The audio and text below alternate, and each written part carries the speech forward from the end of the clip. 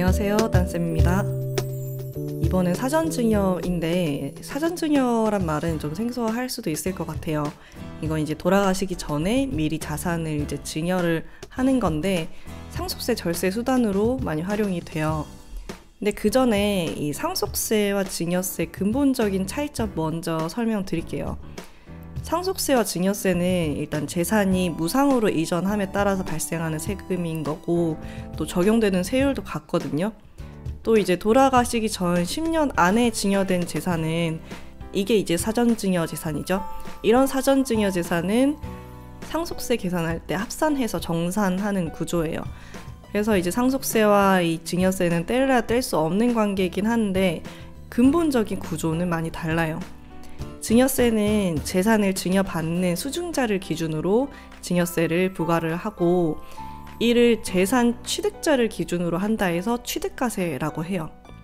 상속세는 재산을 상속하는 피상속인, 그러니까 돌아가신 분을 기준으로 상속재산을 전부 합산해서 부과하는 방식인데, 이를 상속재산인 그 유산을 기준으로 한다고 해서 유산과세라고 해요.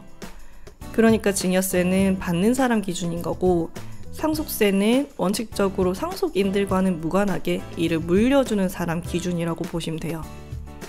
예를 들어서 아버지가 5억의 현금과 7억의 부동산을 아들하고 딸한테 각각 증여를 하게 되면 5억의 현금을 받은 아들에게는 그에 대한 증여세를 아들에게 부과를 하고, 7억의 부동산을 받은 딸에게는 또 그에 대한 증여세를 딸에게 각각 부과를 해요.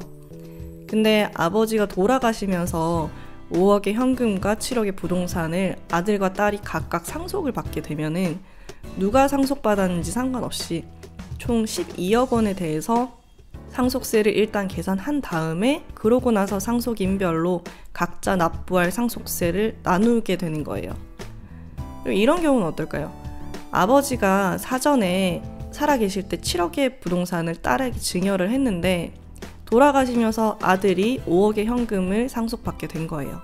만약 이게 돌아가시기 10년 전에 부동산을 증여를 했으면 이거는 무시하고 아들이 상속받은 5억의 현금에 대해서만 상속세를 계산하게 되는데, 아마 상속공지 때문에 상속세는 안 나오겠죠.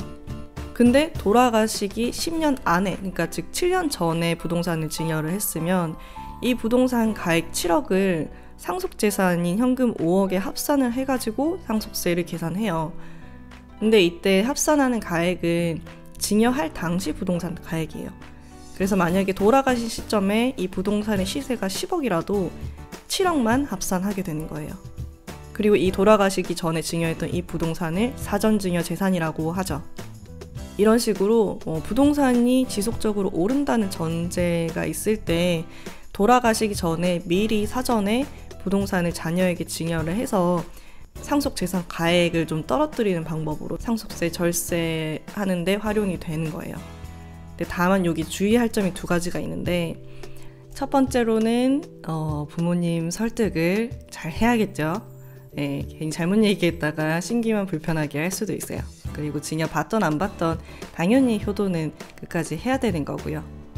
그리고 두 번째는 그 부동산 포함해서 전체 상속 재산이 상속 공제 금액인 5억이나 10억을 넘지 않는 경우에는 상속세가 나오지 않을 수도 있는데 굳이 사전 증여를 하면서 증여세만 내야 되는 상황이 발생할 수도 있어요.